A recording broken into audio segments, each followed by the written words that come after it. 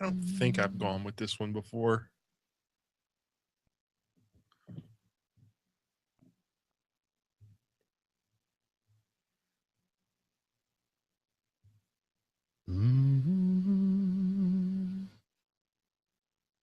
So I started reading Troy Rising on your recommendation.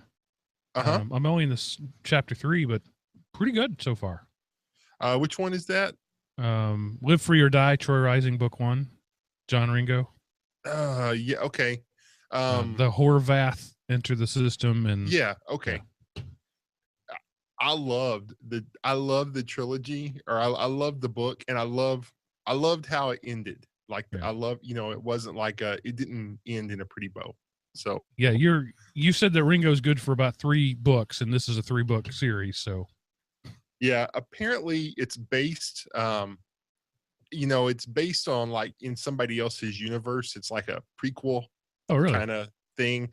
Um he like got permission from them. I haven't gone and read the other stuff, but I've thought about it. I'm on book 16 of my Honor Harrington rereads. So I've only got 10 more to go to catch up. Yeah. Yeah, I was a bit, after your Honor Harrington recommendation, I was a bit dubious. It was your second King Vitamin. You've had 2 of those Right.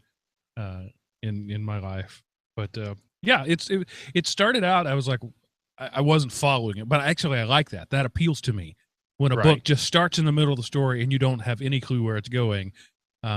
Some people hate that. I really like it. And I like the way it starts. So, like I said, I'm only on chapter 3. It's a 16-hour audiobook, and I'm less than an hour in.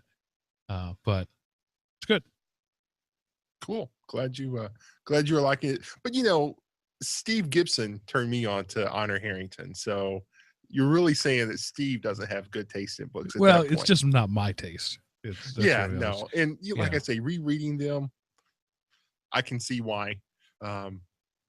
Steve Gibson also turned us both on to The Lost Fleet, which I loved. So, right. Let's see. The books I've read most recently, Ghost in the Wire. I think I mentioned that one, the Kevin Mitnick story, where every page made me hate him more. Right. The Long Dark Tea Time of the Soul, Douglas Adams, actually read by Douglas Adams. That was great, just for the geek out factor. The book is actually a little weak. Right. Spam Nation, written by Brian Krebs, the former Washington Post blogger. I think it would have been fine for somebody not technical. Right. There was very little in it I didn't already know. And he equates all internet badness, malware, viruses with spam. And I understand why, because most of it, spam is the gateway. But it was really a story about Russian malware people, and he called it Spam Nation. But anyway, there's Mark's book reviews. I have no idea why I just did that. Yeah, I don't know. I need to get over. Like I pretty much now. I've only read fiction. We should be talking about this after we hit record, because this is stuff our audience doesn't care about. True that. So let's go ahead and do that. The YouTube is already going. Let's fire up the old recording devices. Alrighty. So I am recording now. Yeah, that's fine. With just the 2 of us, it's pretty easy to line up. Yeah. All right.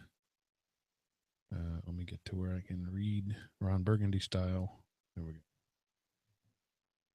Hello, everyone, and welcome to Everyday Linux, episode 196. A Promise is a Promise.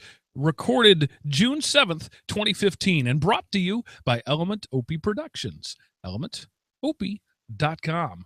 Welcome back, ladies and gentlemen, to the Linux show that's not about Linux, but about life in the context of Linux. I am your host, Mark, the Sultan of the Soapbox Cockerel. And joining me this week is Seth, the GUI Kid Anderson. Hello, Seth. How are you? Hello, Mark. I am doing well.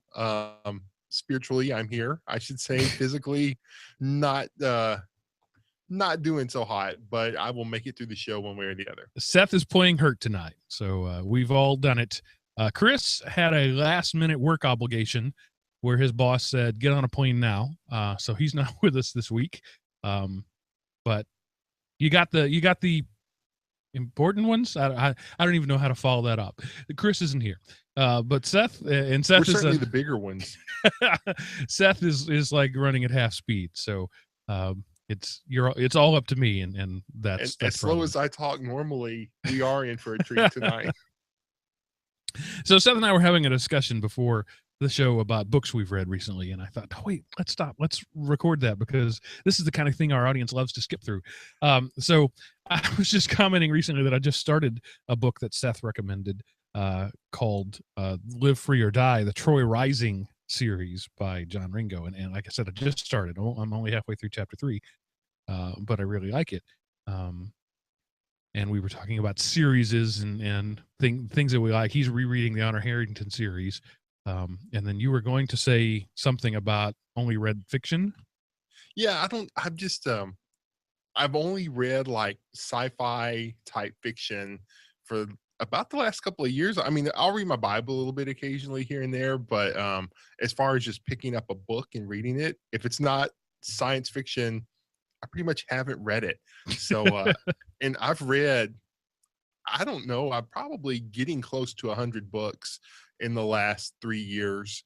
And they pretty much all been sci-fi. So I've become really familiar with John Ringo, David Weber, and a bunch of other people like that. But I don't know. I need to broaden my horizons and actually probably learn something, but I don't have a passion for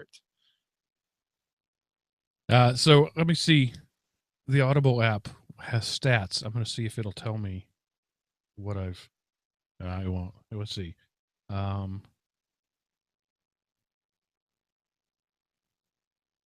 Listening level list. Never mind. Anyway, I just thought that would be cool because I know I'm in the 60s right. Audible books, and I only started a year and a half ago. So I've mentioned before, Audible was really reawakened my love of books, but I consciously don't only do sci-fi because it's easy to fall into that. It's or fantasy or fiction, whatever it is you enjoy.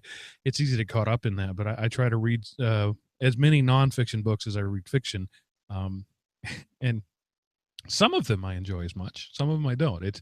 It's true that I'd rather, for the most part, my nonfiction reading is blogs and web articles and tech manuals, and my fiction reading is for pleasure. I did just recently read a book called Spam Nation by Brian Krebs. He was the Washington Post security blogger for a while, now runs his own blog, Krebs on Security. For this audience, it's not for you. Not to say it's a bad book. Just this audience probably knows already everything they're going to talk about. If you've grown up in the computer world and you understand spam, there's some interesting history behind it. You learn about some of the Russian cartels and some of the personalities, but overall, it's a 6 out of 10. I mean, it doesn't suck. And again, it's a fine book, just didn't hold my interest. Now, one I did read was called Bring the Jubilee, and it was kind of a alternative history thing where the South won the Civil War, and that was an interesting book. So, but that's been it for like my nonfiction. Prior to that, I read a book, my non-sci-fi, on a coworker's recommendation called Love Does by Bob Goff, and it's a chicken soup for the soul kind of book. It's fine. It's a Christian, spiritual, uplifting, no real hard discipleship, no serious anything, just stories. But my complaint about that one is the author read the book, and in my experience, when authors read the book, it's almost always terrible.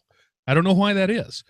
Even really good, people who are known to be professional speakers, when I've listened to their audiobooks, they've not been good. The most recent example that was the opposite of that was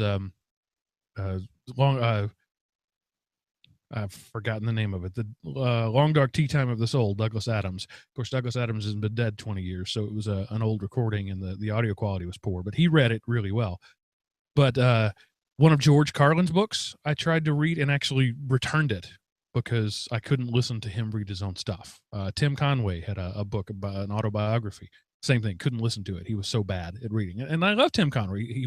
Yeah. He's a great actor, great comedian, but he could not read his own words. So it's an interesting phenomenon. I don't know why.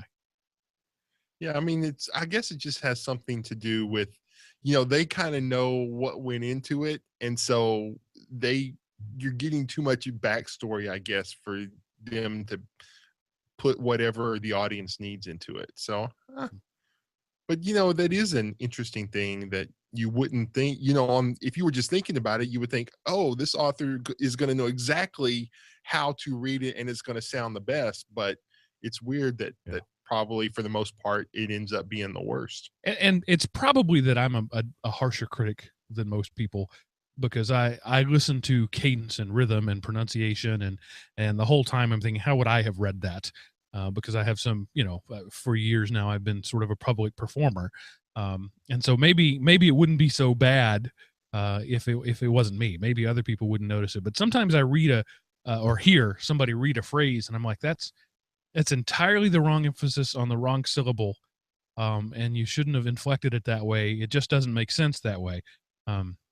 But again, maybe that's just because I'm a tough critic. And speaking of tough critics, the literal net, the pedant net, was out in full force this week, based on my comments on Richard Stallman.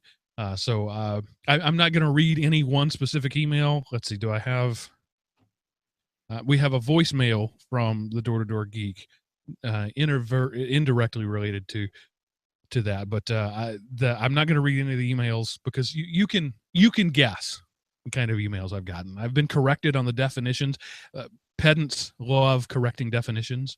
I've been corrected on the definition of malware, corrected on the definition of malicious. I've even been corrected on the definition of harm. If you remember, I read an email a while back. Somebody corrected me on the definition of about, because I said the show is not about Linux, but about life in the context of Linux. I was accused of misquoting Stallman by reading the words he wrote. I'm not really sure how that works. I'm not sure how you can read an article and misquote somebody. But just want to say, message received, pedantnet. I got it. Not going to change anything that I do, but message received. Gotta love it. I don't mind. I really don't. I know that I was acerbic just then, but that was more in service of the humor of the moment. I love that these guys are passionate about it, and I love that they're defending this guy, and I love that they see me as my comments as attacking them. I tried not to directly attack him, but attack his principles, attack his points. But they see that as a direct attack on him, and that's a good thing. That's the kind of camaraderie and the kind of passion that we need in this community and any other community. So I accept that, and I know that I'm just going to get a browbeating anytime I say anything negative in certain areas, and I'm not mad about it. It does illustrate sometimes, though, why new people have a hard time finding their way in the Linux world. Because so many of our people, of us, I am one of you, are pedantic jerks, and you don't even know you're doing it. You're just doing you, and you doing you doesn't always match up with other people. So I just want you to understand, I'm not mad at you. I love you, nothing but love for you, but you're not actually helping anything. Yeah, no, and part of that is, we forget that we have reached a certain level in the debate, and we know certain things that somebody who has just stumbled across what's Linux, and they're asking these questions, they're asking them seriously, whereas other people ask them as like straw men to topple in arguments, and we just brush off their questions and jump back in to where we are on level 79 fighting the boss, and they're like they picked up a stone on level 0, and we just crash them asunder and go on to slay our dragons, and then we wonder why we're all alone in the world. Way to bring in the RPG reference. That's the way that to speak the language of our audience. Oh yeah, I mean, I figured. So I is one of us. Yes. I did also get some email from people about the Kung Fury game. I talked about the Kung Fury movie. Seth, have you managed to watch it yet? I have not. Okay. Well, they made a game, and I didn't not like the game. It's a retro style. It's the view of it is as if you're looking at a CRT tube from an old game. So you kind of see a frame around it. You see the curve of the screen. It flickers, and that's consistent with their recreation of it. The gameplay itself is a little too simplistic and boring. It's tap the left side of the screen to punch left, tap the right side to punch right. If you miss, there's a moment of recovery, and that's when people can hurt you. It's actually really hard. Maybe the reason I don't like it is that I'm not good at it. I haven't gotten very far. But check it out, Kung Fury game. It's available on Android and iOS. Some of our audience absolutely loved it. It's a fine standing in line game. It requires zero thought. It's just muscle memory, just twitchy thumbs. And sometimes that's what I want. But sometimes I want something a little more. And we're going to talk a little more based on some email from Kevin, who, in my best Princess Bride voice, just sucked 1 year of my life away. Says, hi, game. I'm a casual listener to Everyday Linux. I'm currently listening to episode 195, and I just had to pause and send you guys an email concerning your discussion on the current state of video games. I agree almost entirely with your, I guess you'd say, disappointment in casual gaming these days. So much so, in fact, that I've created a company called Project Product. We specialize in retro-style video games using today's techniques. I would like to invite you to try one of our games called Gravitrx.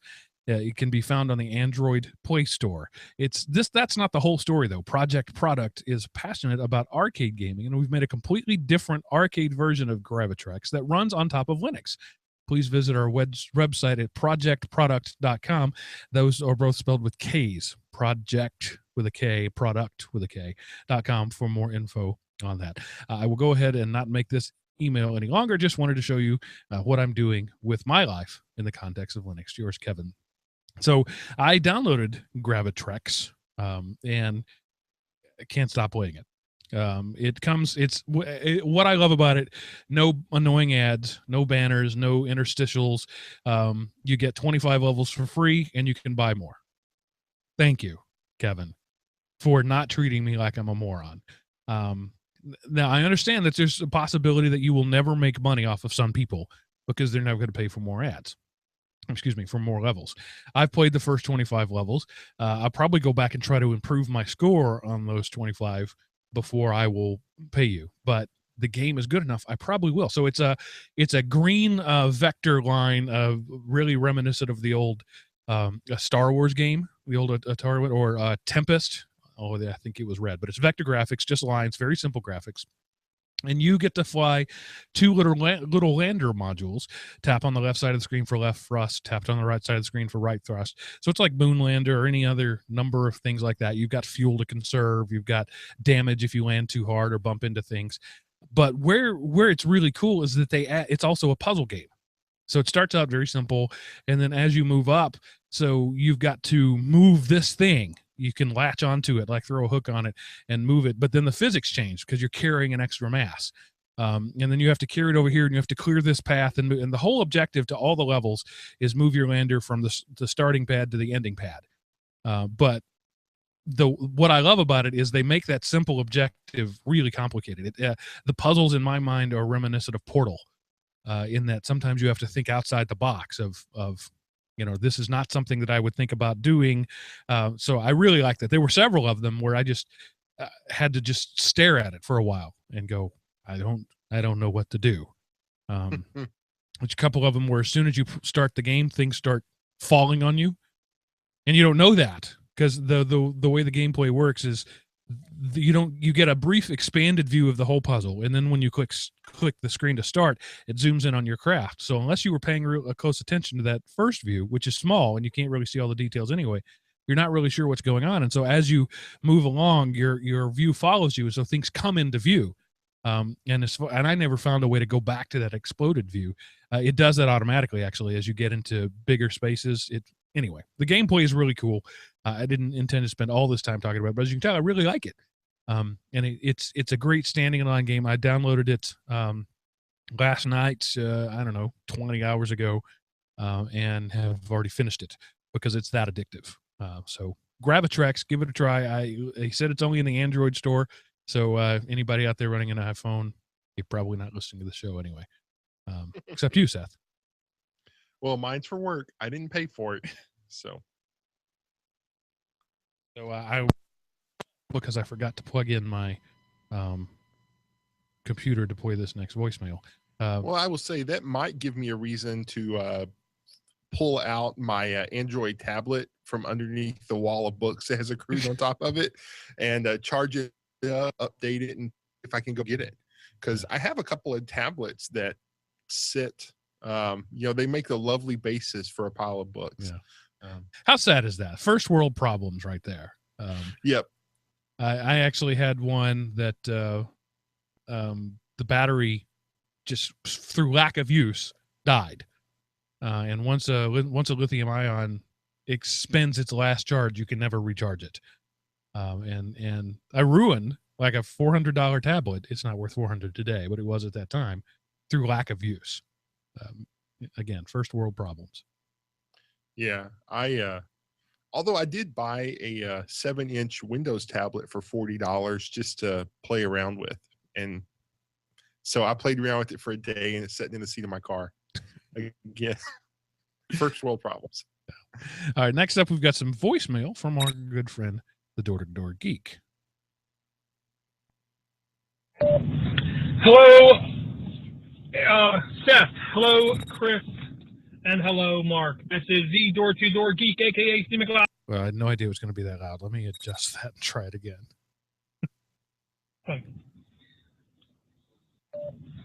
Hello, Seth. Hello, Chris.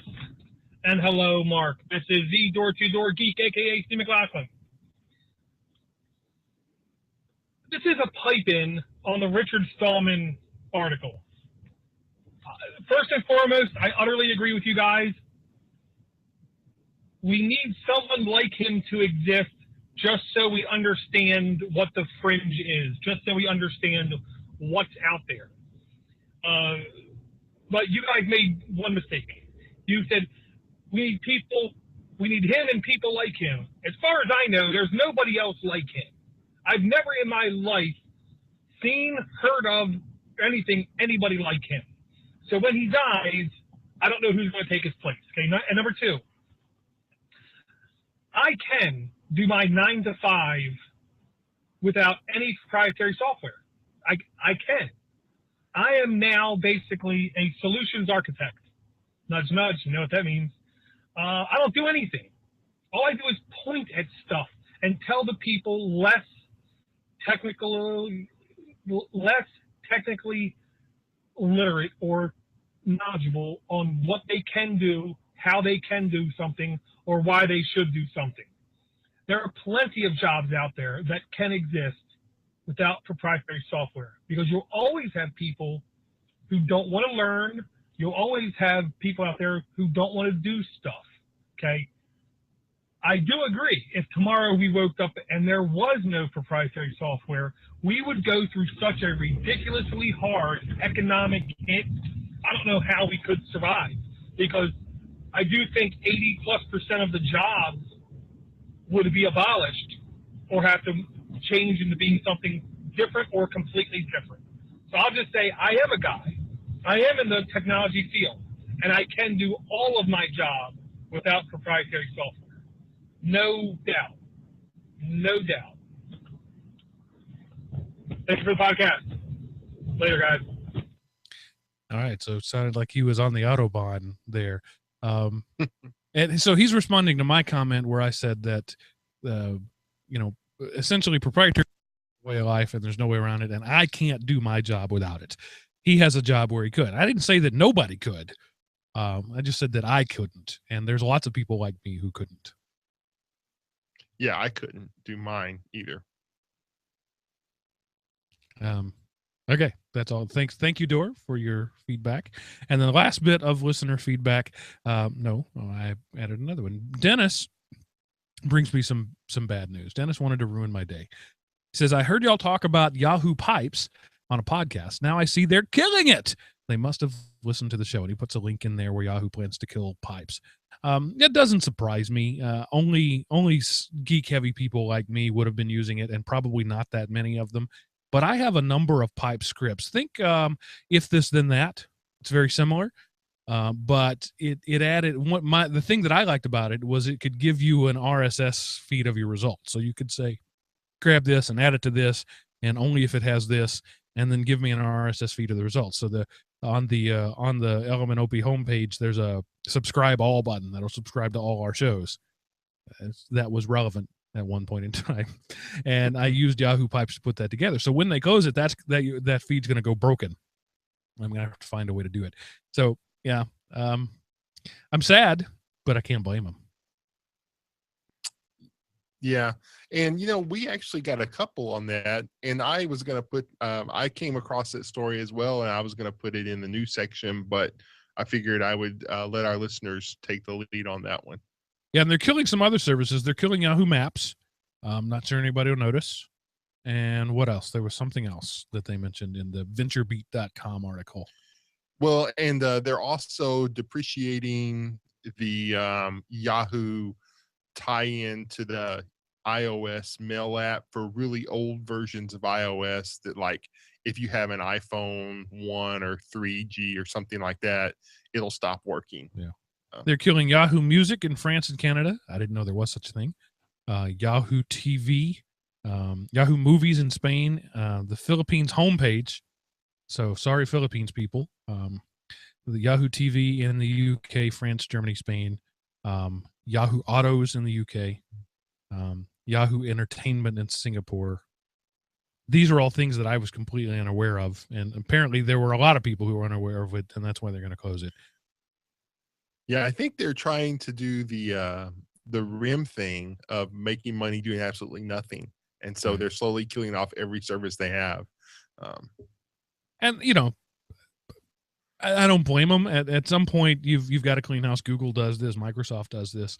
Microsoft lopped off a lot of people's arms when they switched to Vista and stopped supporting their old legacy stuff. At some point, you got to clean house. And as much as I liked Yahoo Pipes, and I used it when I was working in schools as a teaching tool because it was one of those drop-down sort of build your own program things, I certainly understand why there wouldn't be a lot of people using it.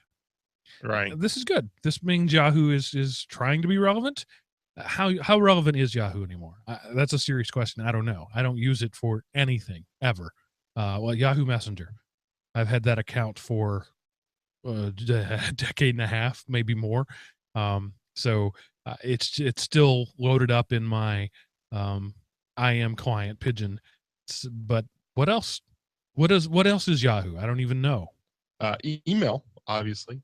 And I don't play them a lot, but the whole reason I got a Yahoo account was I was in training class listening to that guy drone on, and the guy next to me was playing dominoes. So I went and made a Yahoo account so I could play games. And so there's several games you can play, like, there's a dominoes, some poker type games, and some other ones. They kind of browser based, non-hard type games that you can just, whenever you got a few minutes and brain cells you want to get rid of, you could just kind of zombie out and play games. But no, my Yahoo page has, I don't even know if you can get to it anymore. They've been slowly taking away any useful aspects of it.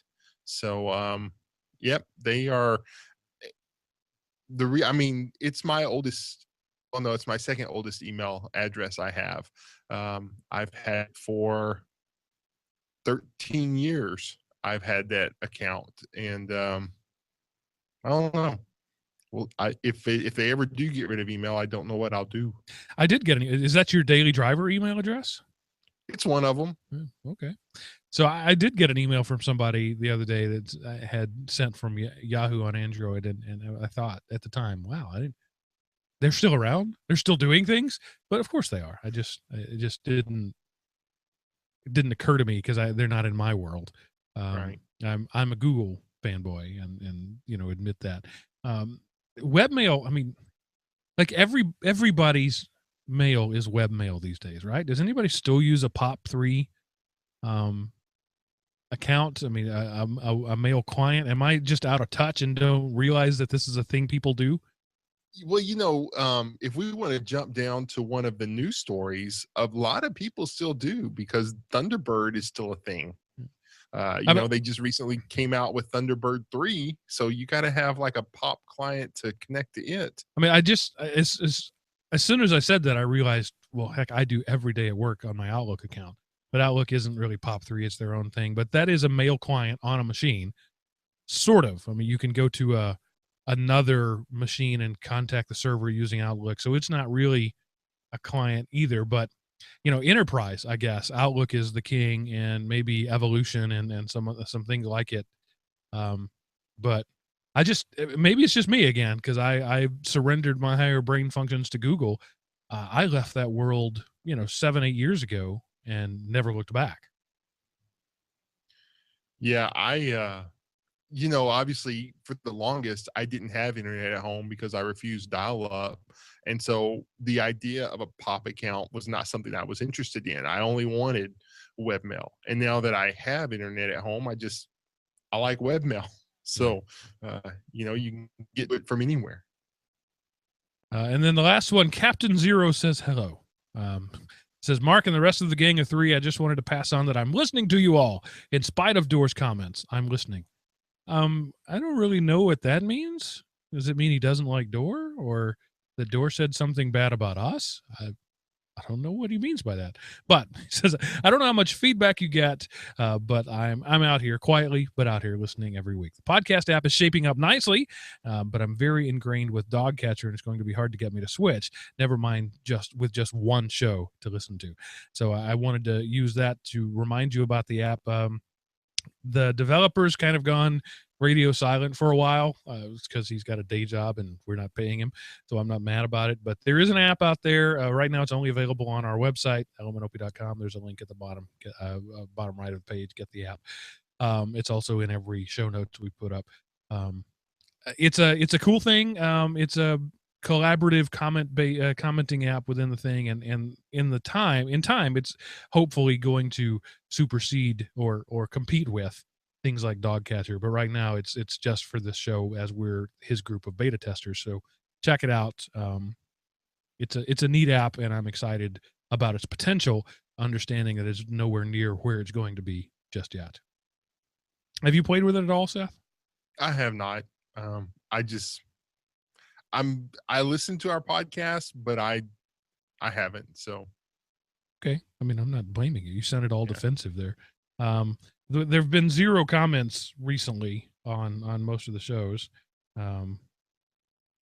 Actually, there was one that I didn't see. I checked the app to just look at it, and there's something for one of the recent shows. So I check it, every day, every couple of days, to see, and I respond. It's another place to interact, and I'm hoping to someday be able to tie all those things together, like our forums and this app would all be a single back end or related to each other in some way. I think that would be neat.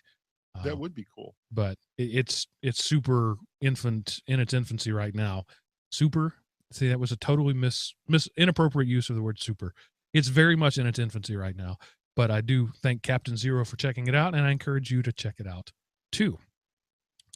Okay, now moving on to some news stories of the week. And you didn't give me headlines to go with these, Seth, and I didn't do any work ahead of time.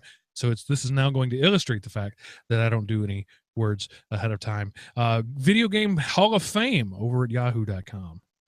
Yes. I mentioned the games section at Yahoo, but they also review other things, and they mentioned that the first inductees into the World Video Game Hall of Fame were introduced. And so there's Pong, Doom, Super Mario Brothers, Pac-Man, Tetris, and World of Warcraft. So that's your introductory class into the World Video Hall of Fame. World Video Game Hall of Fame. So I thought it was kind of cool. I don't disagree with any of those. They were all first of their kind, right? Pong is like the first one. Right. Doom was the first 3D over the shoulder first person shooter if not the first, it was really early on, the first one to get big. Right. Super Mario Brothers. I mean, most of us who are of a certain age squandered many hours in front of the Nintendo NES Right. on that one. What else was it? Well, Duck Hunt, because you got the gun, but yeah. The of course Tetris. Tetris has to be on any list. All the way back in 1984. Wow. World of Warcraft, the first MMORPG that most people have ever interacted with. I don't think it was the first one, but certainly the biggest and most popular one for a very long time.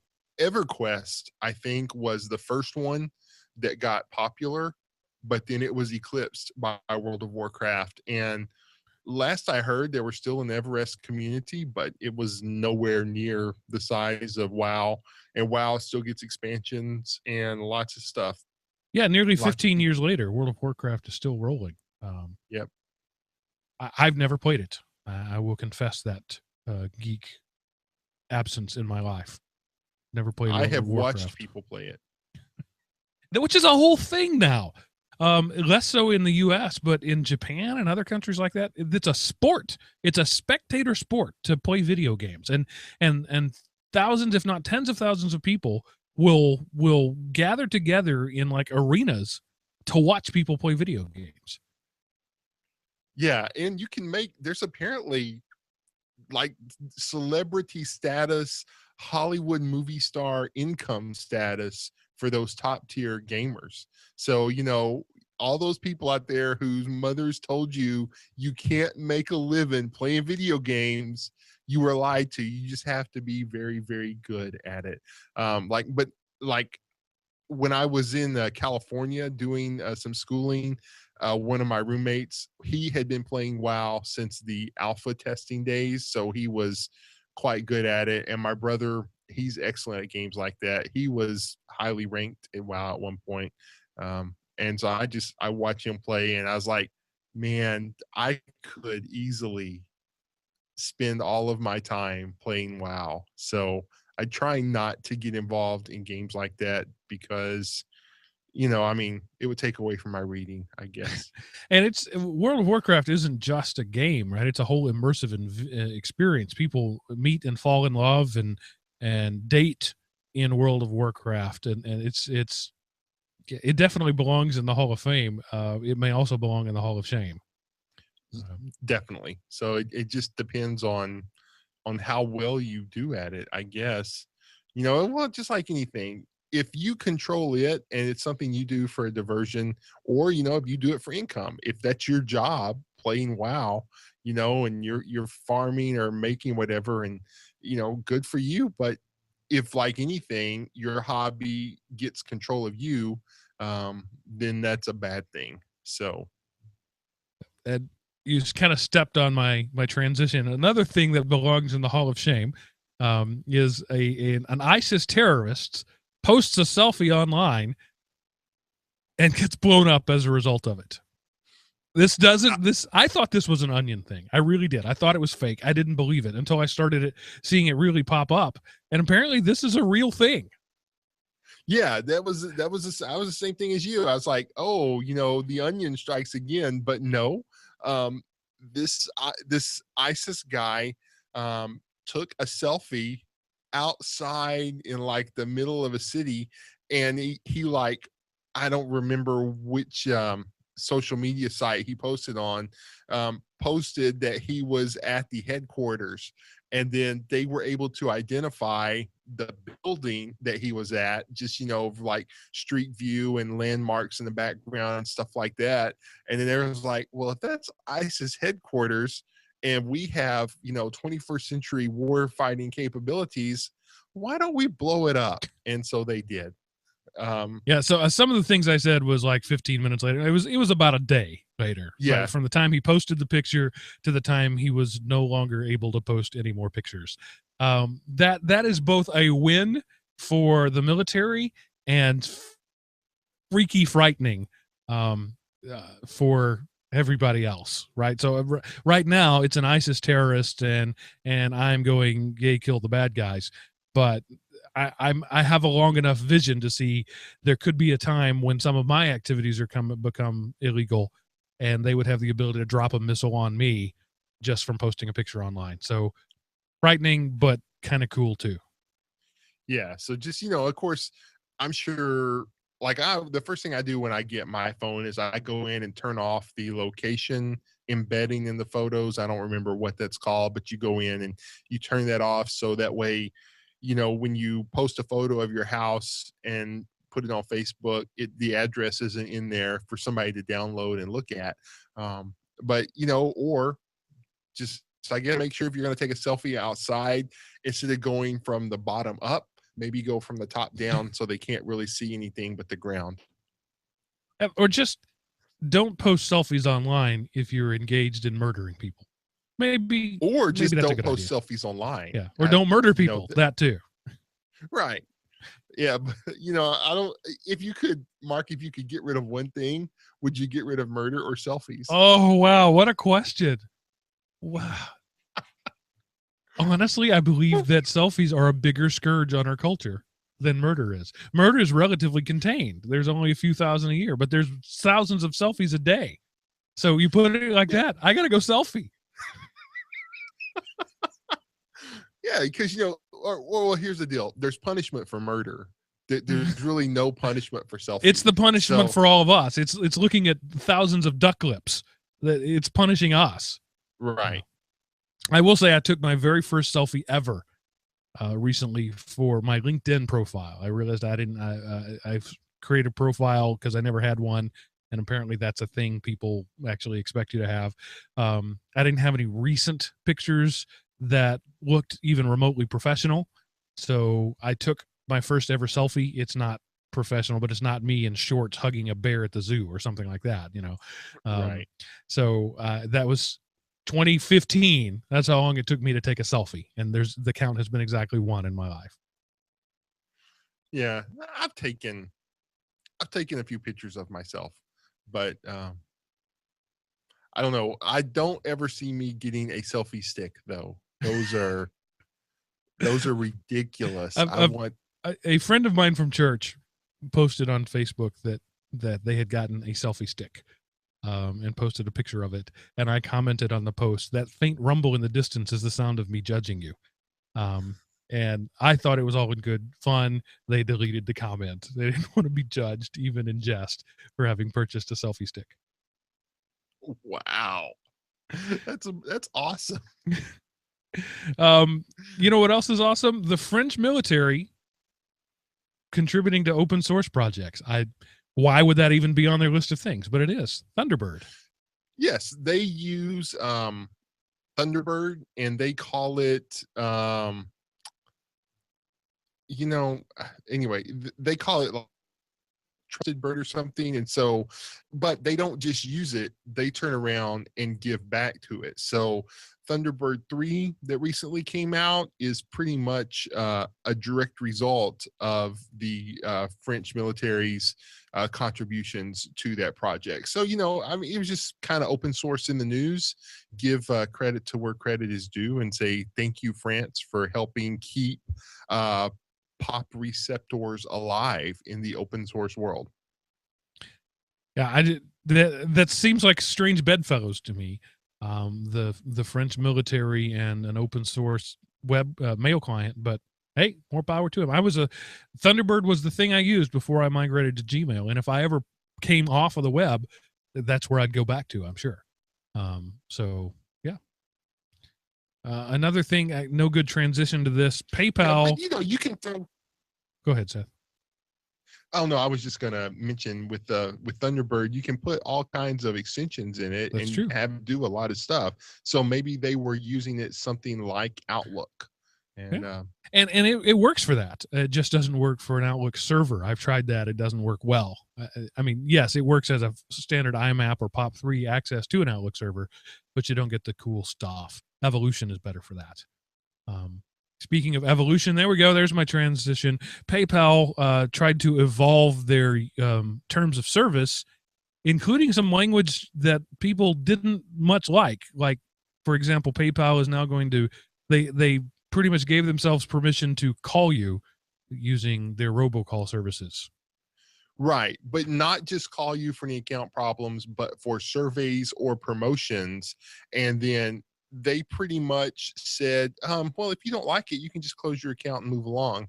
And then because everybody said no, they have since they've backtracked a little bit, but it's not really clear how they're going to let people opt out or how easy it's going to be to opt out. So we will have to see how that is. But and this is just the thing, if you are a web company, you don't want to piss off people because there's so many other products out there that, yay, you're the 800-pound gorilla in the room. PayPal is it's like the Google of paying engines. But if people get ticked off at you, then it will become the Alta Vista of pay engines. I use PayPal pretty heavily, but there's not anything I use PayPal for that I couldn't use another service for. Amazon Payments, Google Wallet. So there, PayPal is the one that I've been using because it was sort of first to market, and I had an account and I use it. But if I decided to switch, it wouldn't be difficult. It would take me maybe 20 minutes of my life to link new accounts with the same bank account and be done. So yeah, they buyer beware on that one, or seller or PayPal beware on that one. Yeah, I just wonder, I wonder how eBay, because it used to be PayPal was eBay's service, and then it's kind of branched out and they've spun it off into its own thing. So would eBay do something else, or would you just have to continue to use it if you were going to stay in eBay's fold? I don't remember, but that triggered something in the back of my mind that says I think eBay has mentioned developing its own payment service. So PayPal grew up alongside eBay, then for a while was part of eBay. I don't think they are anymore. Maybe I'm just totally making this up, but yeah, it wouldn't be that hard. Well, but no, I thought that PayPal created, or eBay created PayPal. No, that's not how it works. They spun it off. PayPal grew on its own, and eBay recognized the value of it and partnered with them, then absorbed them, and then spun them back out, if I remember correctly. But early on, when I had an eBay account, like in 1997, 98, way back then, I'm not even sure when eBay came online.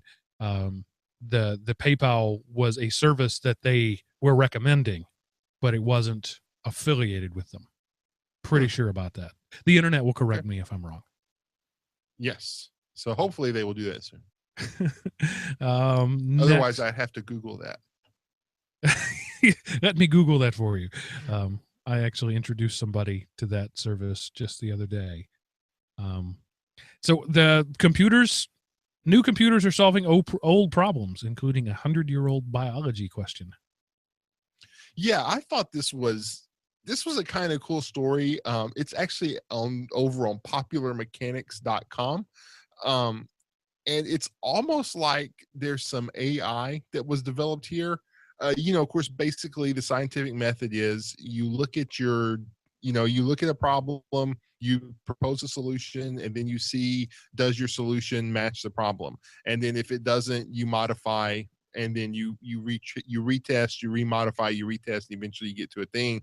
And so one of the great things about a computer is it can do those things so much faster than people can. And so what they did was they kind of programmed this computer to figure out why worms are basically immortal. If you cut up flatworms certain specifically, species if you cut them up, the sections that are left will regrow and become worms again. So it's very hard to kill them. And so they're trying to figure out what genes allow them to do that, and that might be beneficial in helping humans regrow severed limbs or something like that. So it's not just one of those cool, I wonder why. It's like it could have, if those genes are present but dormant in people, and you can figure out, if you can turn that on or whatever. So anyway, we've been trying for 100 years to figure it out, and we haven't. And so they kind of set this computer to do it, and it basically seemed to kind of figure it out. And they didn't program it to do it. They just kind of programmed it to look at the problem, and then it went through and found out. So not really artificial intelligence, but at the same token, it didn't tell the computer what to do. It just kind of told the computer what it was looking for, and the computer figured it out. So it was kind of interesting. Yeah. So the parameters of the program were to randomly guess at a solution, run that solution through a simulation, see if it holds up. If it does, report it. If it doesn't, dump it and randomly guess at another one. But they're able to do that, trillions of times faster than humans can. So eventually they hit on something that worked and basically said, I am now your overlord. I own science. This is just going to continue to happen as computers get better. As we get better at gathering data and analyzing that data and more processing power, computers are going to solve problems before we realize they're problems in the near future. I really think that. Right. Well, and at the same token, it took people familiar enough with the situation to kind of give the computer the parameters it needed. Right. So we're not quite at the point to where a computer goes, I need a smarter computer, and if 42 is the answer, what's the question? Let me build a computer to figure it out. They have to be told where to look in order to get there. So they're not quite overlords yet, but I don't think they're kind of middle management now. Right. It's just a matter of time until they figure out they don't need us anymore. And right. And then Skynet comes along. Yep. SourceForge decided they didn't need people anymore and started treating them very badly. And then they changed their mind. Yeah. Of course, SourceForge, it's one of the older repositories of software that's out there. Of course, kind of GitHub is the current darling of the open source world, but SourceForge is been around forever. And so as people have moved off of SourceForge apparently makes it almost impossible to take your stuff off of there. You can just not update it anymore. And what they kind of went to doing was they would take this version and they would bundle it with, if we were going to quote last week's article, malware, but some type of third-party program that would do something other than that. It's been done with VLC and with GIMP. And so Ars Technica has reported this, and SourceForge just kind of said, we realize we screwed up, and so we're going to stop screwing up now, and please come back, people. So essentially what happened is SourceForge would call something unmaintained, and the GIMP project isn't at SourceForge anymore. It's moved on to another place. GitHub has been taking a lot of things. I don't know if that's specifically where GIMP went, but so SourceForge says, well, this is unmaintained, so we'll maintain it ourselves by taking money from somebody to package their thing when you try to get to GIMP. If that's a super simplified version of what they were doing, but essentially, I don't remember what the package was for GIMP, but say you go get GIMP so that you can modify images, they'll slip in an ad supported or crippleware or shareware version of something instead of GIMP or along with GIMP, saying this is an unmaintained project. And so people were just yanking their stuff and pulling everything. And I'm not sure how the revenue features of SourceForge in general. I know that there's ads, when you download a link, over time, it's been increasingly more difficult to actually find the download link on SourceForge because they started putting crap in there to try to to fool you into downloading something that's not what you thought you wanted. And so, apparently we hit them in their pocketbook, the community, by pulling away things. And I saw 2 or 3 blog posts this weekend that said, don't use SourceForge ever again. SourceForge is dead. And now they've come back and said, well, we're going to change this, but didn't really say, as I read it, how they're going to change it, just promised to make changes. Yeah. And, it's kind of the same thing, download.com used to be the place to go to download software. And they did it, and a lot of people left them. And, I quit using them for lots of stuff because do you want to install the Ask search Right. app, and make it your homepage and forever be forlorn to use their crap, click yes. And if you click no, are you sure you didn't want to do that? We think you did, so we're going to install it anyway, kind of crap. And and now source, it's one of those things we talk about all the time. People need to support the open source projects because there's no money. Nobody's going to pay to download GIMP because it's for free. And so SourceForge, which has to maintain the bandwidth, the storage, and everything involved with that, they have to make money somewhere. And so I kind of, I don't like the way they did it, but they had to do something because they're not making any money, and so they have to do something or it won't be there. I don't think what they did was good, but at the same token, I understand why they did it. Yeah, and they were providing download bandwidth and storage space in a time when those things were very expensive. They're not so expensive anymore. So Right. They were valuable. They were indispensable, I think, to a lot of, like, the GIMP project. The GIMP project wouldn't have been able to pay for all the bandwidth that it would have needed for people to download the project. So VLC was another one. Yeah. I mean, they've since moved to their own website, but they were SourceForge for a while. And in this very short time, over the space of a week or two, they have just, this was like the straw that didn't just break the camel's back. It killed the camel and all of its descendants for the goodwill that SourceForge had in the community. It's not there anymore. It's going to be really hard to get that back too. Yeah, I don't, and here's the thing: SourceForge isn't the only game in town anymore, so I don't know how they would go about getting it back. Right.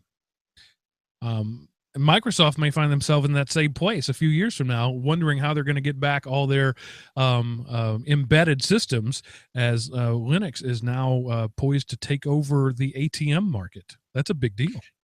Yeah, the ATM Industry Association, they released a white paper talking about, because in a lot of ATMs out there run Windows XP or XP embedded. Think about that for a minute. 13-year-old software that's you're placing the security of your financial health whenever you go to an ATM to get cash out.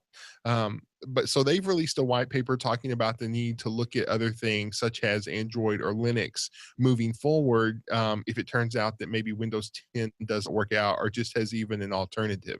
So it's kind of, they're not really saying dump Windows and never go back, but they've kind of said, hey, there's these other things out there and we should take a look at using those. Which they've never even acknowledged in the past. So that's right. the monumental sort of thing.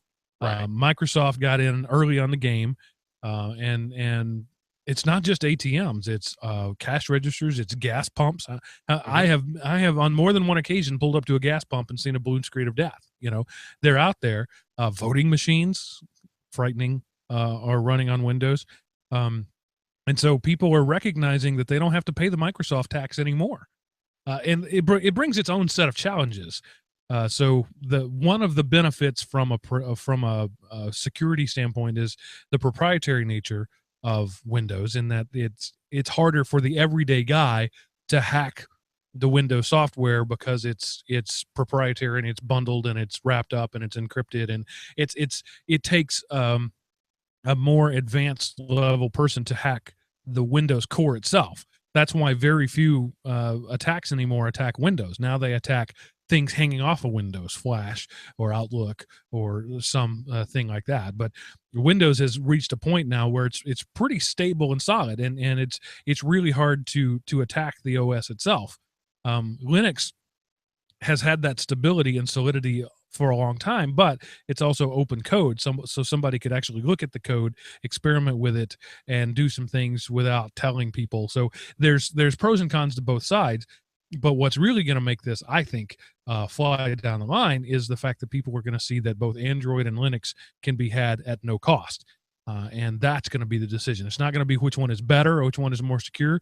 It's going to be which one fattens my pocket the most. Yep. And, and here's the thing. You talk about, this is in the last 3 years. So since 2012, and I'm pretty confident since 2014, I've seen POS systems, which stands for point of sale, not the other thing, although sometimes that too, running Windows 2000, not even XP, but Windows 2000. So, and that's currently in use in production as of at least 2 years from the date of this podcast. That's kind of a scary thing. Yes. I have no commentary on that. Things have to change. We can't continue to do things the way we are. Yeah. I almost am reluctant to talk about this without our command line godfather here, but Steam has officially pinned down the launch date for its Steam Machine console. Yes, they are planning to ship by October the 16th and to be in stores for sale by November 10th. I mean, Christmas season. Yeah, it seems like almost 2 years ago that they were announced, but they're finally to the place to where, and of course, Steam isn't making the hardware. So companies such as Alienware, and I can't remember the other one. I would have to look at it again. But they are producing, setting the specs and stuff, and they're going to be $500. $450 for the Alienware one. Right. And Cyber is $499, which is, that's on par with an Xbox or a PS4. Yeah, I mean, that's a little bit more expensive than them, but not too much. So hopefully there has to be some type of value add to get you there. Hopefully the fact that it's Steam and you can play it on a regular computer, and you don't have to, I don't know. We'll see how it goes, but they've set the dates to when things are going to ship and when they're going to be in stores. So, this will hopefully, since the Steam box is Linux OS base, it will increase the cred of Linux in the gaming world. This illustrates something that's bothered me for a long time. And I just referred to earlier the Microsoft tax. There is a Linux tax for hardware. Across the board, you go to buy hardware designed to run with Linux that comes pre-installed with Linux, you're going to pay more. I'm not really sure I understand why that is, but it's been, in my experience, an immutable law that if you go to some place like things that just ran out of my head and names I can't come up with, and buy a machine, System 76, their whole thing is we sell machines with Linux on it. But they sell machines at 1.4 to 1.7 times as much as an equivalent machine would be from Compaq. Wow, that's going way back. Dell or Acer, even Dell itself. If you order a Dell machine, the same laptop with Linux on it, you pay more. And part of that is because Microsoft subsidizes the cost of machines, so you're not getting the subsidy. But I can't explain why System 76 or Doghouse Systems or these guys can charge the premium rates that they do just because it has Linux on it. Maybe it's just because it's a sycophantic fan base and they're willing to pay for it.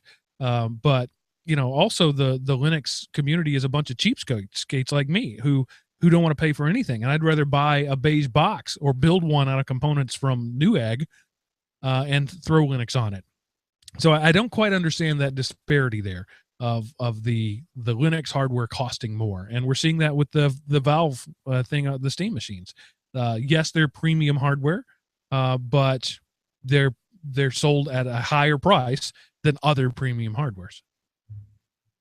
Yeah. I mean, of course, one thing, you have components that are tested to work well. And if you've ever tinkered around, you have at one time purchased some memory that was the right speed, but it didn't work with that motherboard, right, or that processor, or there were some type. So, one, that's worth a little bit of money to know. I'm going to call BS on that, because any system builder who's selling complete systems has to do that anyway. Yeah. Now maybe it's the fact that it's a well-known fact that the PlayStation, both 3 and 4, and the Xbox 360 and the Xbox One are sold at a loss. It's a loss leader.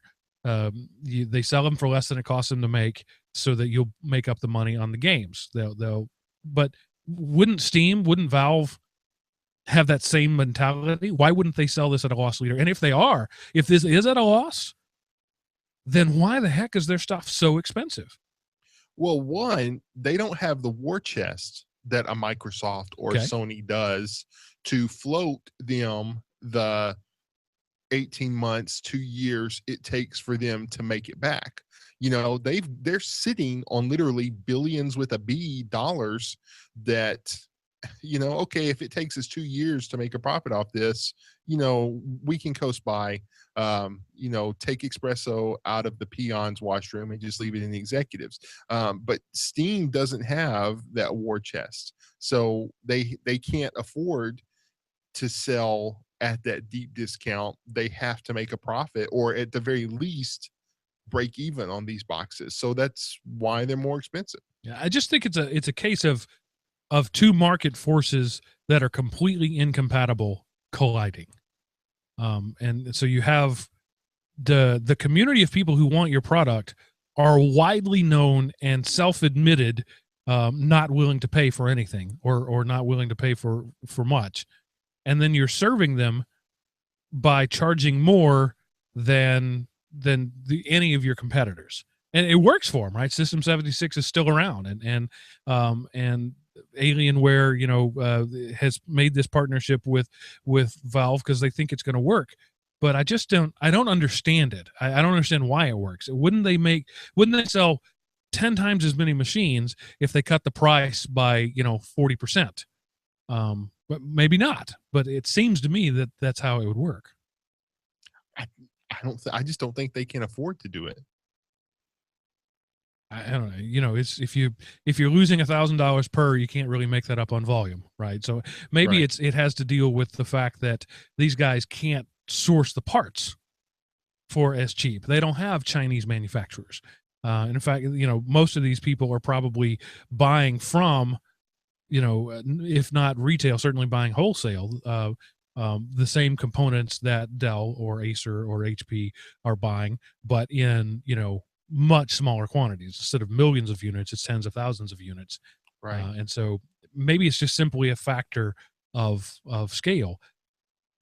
So, but then why does Dell, how can they get away with charging more? It doesn't make sense. It doesn't cost them more. It costs them, maybe it does cost them more.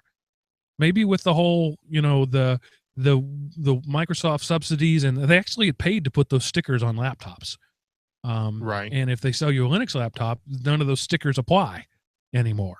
So, and all of the software that, and it's not as bad as it used to be, but those trial versions of programs, they get paid to put those on the machines. True. So you can uninstall them, or you can wipe it but they get paid money. Hey, we sent ask.com toolbar out on 2 billion laptops last year. Even if it's only a penny a piece, that's $20 million for 2 seconds of config. So, I mean, that's I could live off of that. Yeah, that's a good point. And as I'm thinking this through, there is more work involved, minimally more, but you do have to set partitions differently, and you have to do installs differently. You have to have a separate image for the Linux one, where you have, and you're going to have, a few 100,000 of those versus millions of the other images. So I do understand the economies of scale, but it just never made sense to me that those two markets could coexist, but they do. And I'm, maybe it's just me. I'm not going to say never. I'm very unlikely to pay, $1,800 for a laptop ever. It doesn't matter how good it is. I'm just not likely to ever do that. But there are people that do routinely, and if they can get Linux on it, then they're happy to. So, yeah, I don't know. Yeah. I need somebody out there. So we have a vast audience out there. We have a vast reach. If you don't know, you know somebody who knows, or you know somebody who knows somebody who knows. Find us an insider in this field who can come and explain this to us. That's my assignment to the listening audience this week. And I don't see any other news. I think we've finished it all up. And Seth, I'm pretty sure you have used this this week in history in the past, but we'll do it again anyway. So, Seth, what happened this week in history? I don't think I have, but I mean, we did talk about a little bit on the news this week, but June 6th, 1984, Tetris, one of the best video selling games of all time, is first released in the USSR. So that happened this week in history in 1984. Long time ago. Yeah, so Man, and I played this game in the arcade when I was in college in the early 90s. So imagine a game released 7 years ago being in an arcade today, but Tetris was awesome. I loved the Tetris on the original Game Boy. That was my favorite way to play Tetris, was on the original Game Boy. That was the only game I wanted on that Game Boy, was Tetris. I'm not sure I ever actually played a Game Boy. I don't think I ever did. I never owned one, and I'm not sure I ever played one. My brother had one, and Tetris to me is a shining example of a simple game done really well. So we're spending, millions of dollars. Modern games today have a budget that would rival a Hollywood blockbuster, and similar shooting schedules. I mean, they bring in voice talent, and they have 3D animation artists working for years on things, and the results are good. Don't get me wrong, but Call of Duty has never sold anywhere near as many games, copies of the game, as Tetris. And maybe that's, a factor of that is that when Tetris came out, there wasn't Call of Duty, but a simple game executed well will always excel. I really believe that. But people have forgotten that. You didn't pay $50 a pop for Tetris either. True. That you do for Call of Duty. But you didn't have to recoup $1 billion budget either. So Right. If we made simple games and made them well, we wouldn't need to pay $50 each for them. I mean, well, I guess that is super simple. You just have these blocks, and you've got to fit them to make a row. And if you get good, then we'll make it faster. I coded it in Turbo Pascal in the 11th grade. I wrote Tetris. And I'm not exceptional. Any 11th grader could do that because it's polygons, it's rotation, it's speed. I mean, there's only 3 keyboard inputs. Oh, 4: left, right, up, down, right, and the up is the flip. So it's no, you could flip left or flip right, and then you could move it over one direction, over the other, or down to speed it up. Okay. So I'm not remembering it quite, but it's a really simple game, and it had to be to run on the hardware that was available at the time. Right. And I think, maybe I'm wrong on this, but I think the appeal of games like Tetris is the simplicity. It's a game that any 6-year-old knows how to play, but no 60-year-old has ever completely mastered, because it can't be mastered. It's a game that never ends. And I like that about it. It just gets faster and faster. I think the Nintendo version did at one point end, but the original game, as far as if I remember correctly, just never ended. It just got faster and faster until you couldn't do it. And I miss those simple games, and I don't. It's not that I don't like the fancy first-person shooter, 3D rendered, really high-quality games they have today. I do. I'm not a gamer, but I can appreciate them for what they are, and it is like watching a movie. You can sit and watch somebody playing, Call of Duty, Modern Warfare, and it's like watching a movie. And you can sit there with some popcorn and comment on it. Right. But you can also do that with Tetris. So I don't think that there's anything missing from the simpler games. I just think that we think because we have the technology to do more, we have to do more. And I don't agree with that. I'm soapboxing, I know, but and this is a continuation of my conversation from last week, or my rant from last week. It wasn't a conversation. I didn't let you talk. But it's just, I miss, and it's not just in games. It's in life in general. Maybe it comes with just getting older. I miss the simple things. There's no appreciation for the simple anymore. And we think that simple means low quality, and it doesn't have to be. It can be really high quality and be very simple. Yeah. simple is not the same thing as being a simpleton, and that is unfortunately lost in today's world. Some of the old 2D side scrollers, Dig Dug was one of my favorite games, right? And again, it's 4 controls: left, right, up, down, and push a button to pump air into things. And Q*bert, you're just jumping around, but it was Q*bert. It was so hard. And games today are hard by virtue of being able to control a controller with 17 buttons on it, and they're hard in a different way. And instead of strategy and instead of timing and skill, it's more about difficulty of mastering the thing. But once you've mastered the thing, the game itself, from my outside spectator's experience, again, I'm not a big gamer, so I'm not really right to talk about this, but watching other people play these complicated games, there's a steep learning curve, and then it's rote, and you're just doing it, and now you've done everything, and you're just gaining accomplishments. But with a simpler game where you can master it really simply, the same is true for chess, right? Any 11-year-old can master the basic concepts of chess, but there's so many variations within the game that it takes a lifetime to become a master of the game. Right. And we're losing that, I think, as our society becomes more and more technical, we're losing the simplicity of something like Go, right? To go back to ancient China. No, I totally agree. I was watching my nephew with some of his friends after his graduation party, and they were playing one of the Call of Duty games, and they were doing the going after each other. And I mean, there's like a dog, and there's weapons from space and all this kind of stuff. And it's like, you don't have to be any good. You just have to get the high power weapon and blow the crap out of people. There's no skill involved. It's just a race to get whoever touches that panel first is the winner. I mean, you're basically, you're playing the 100-yard dash in a video game, because whoever gets the nuke is the victor, and you can't beat a nuke with the water pistol. And the other guy gets the water pistol and dies repeatedly. And I'm like, what's the fun in that?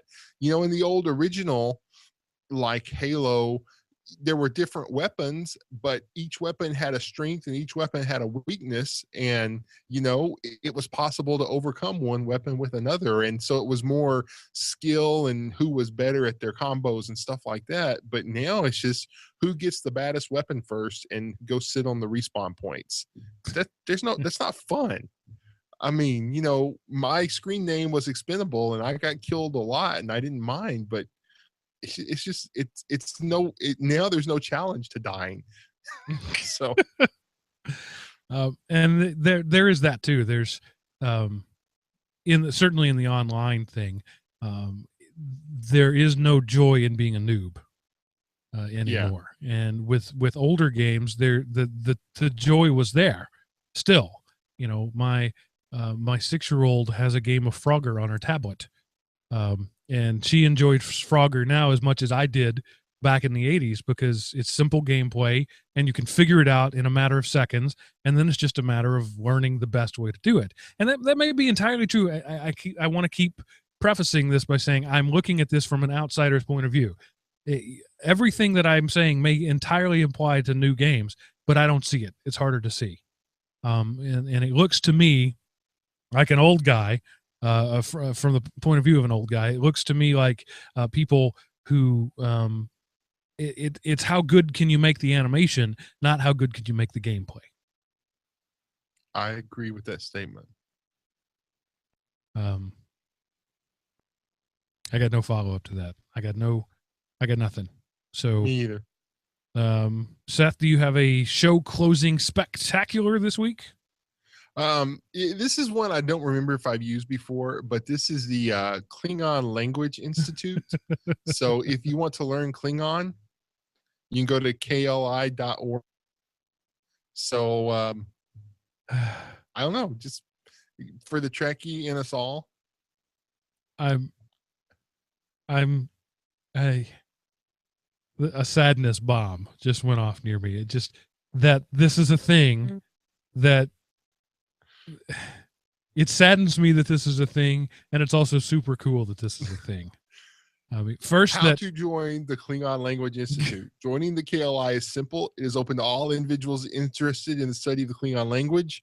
Members get access to a number of special features, including issues of something, fonts, and Klingon language courses. Membership is only $10 a year. Discounts available if you sign up for multiple years. So what I don't know is was there a fully functional Klingon language created for the movies and TV show, or was there a stub of a language and that later the community fleshed it out? I don't know that. Maybe the Klingon there was for the Language movies. Institute will teach you that. There wasn't for the TV show. There were just some like phrases, but they actually developed. I saw part of an interview, and maybe I saw the whole interview. I don't remember, where this guy who actually developed the language. And one of the cool things was he developed it without using the verb to be. And then, then they throw in that whole to be or not to be speech from Shakespeare. And he was like, oh, crap. So it became this long monologue in Klingon because there wasn't to be. Then there was at Paramount commissioned. I wanted to buy it. I never saw the completed thing, but they commissioned a translation of the King James Version of the Bible into Klingon. I never saw it available. I wanted to buy it simply for the geek factor. And that's way high. There's major geek factor there. Yeah, but the Paramount Studios, they actually commissioned translating the King James Version. So they weren't going back to the original Greek or Hebrew, but they were like taking the King James Version and translating that into Klingon. And I was like, that is a book I will buy. And then I never saw that it was finished, or I never saw anything. Periodically, I haven't done that. Golly, if only there were some repository I could look and see if that ever came about. But so what I predict we'll see next is the Minion Language Institute for the minions from Despicable Me, and you'll be able to speak Minion. I'm not making fun of you. I'm laughing with you, Klingon Language Institute. God love you for being passionate about a thing. I just don't get your thing. That's okay. You don't have to. I don't get yours. You don't get mine. That's fine. But wow. Star Trek and Star Wars, those two properties of fiction, have so embedded themselves in our culture. It's amazing. The Simpsons is right there along with it too. But the Simpsons kind of lived in the same world we do. Right. But just I don't think you can get through the day without hearing a reference to one of those two things. I, as an IT geek, could not. That's another thing. I said I couldn't do my job using no proprietary software. I couldn't get through a day without some reference to either Star Wars or Star Trek. It's just it's so much part of our world. And that's both amazing and tragic to me at the same time. Yeah. I don't think I would ever learn to speak it, to be able to read it, but it just seems cool. Klingon Language Institute, Star Trek, regardless of what anybody else says, actually does rule the world. Okay. You have it. You heard it here first. Star Trek rules the world. So this is the part of the show where I ask you what you think. Go to elementop.com, click the Contact Us button at the top of the page. Fill out the form. Let us know what you think. Send an email to edl@elementop.com or dial us at 559-IAM-OP while driving down the Autobahn like Door to Door Geek did, and we'll put your recording on the show, most likely. We loved hearing from you, even when you're berating me. I like it. I know that seems weird, but I do, because it tells me that we have an active, impassioned audience out there. When I do something and nobody cares, it's time to stop doing it. You people care, and I appreciate that. And we don't have to agree. I'm just glad that you care, and I care about you guys. And I appreciate it. You are the reason that we do the show. I say this that often, but it's absolutely true. So thank you for being a listener. If you like the show, tell others about it. Rate it and review it on whatever app store or iTunes or podcast repository, whatever. iTunes is the one that people tend to look at and other databases pull from. So I would consider it a personal favor to me if you would go through the effort of finding a machine that's running iTunes or installing it on a VM or something like that, so that you can give us a rating and review on the iTunes store. I would appreciate that.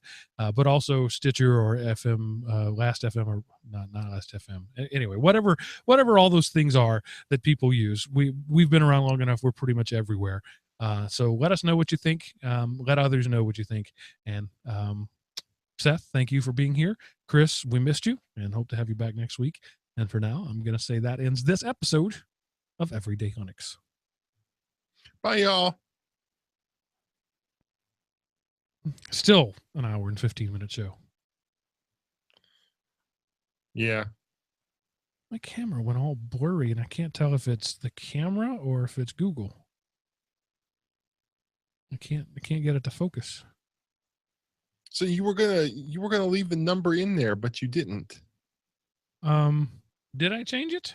Yeah, you took out the whole thing I did. I didn't. Did I? Okay. I didn't. Yeah, I was going to leave it in there, and then I didn't. And I didn't. It was, I don't know.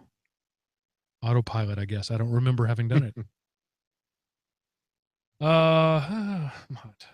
YouTube people, thanks for hanging out with us. But I'm saying goodbye now. See ya. Bye, YouTubers.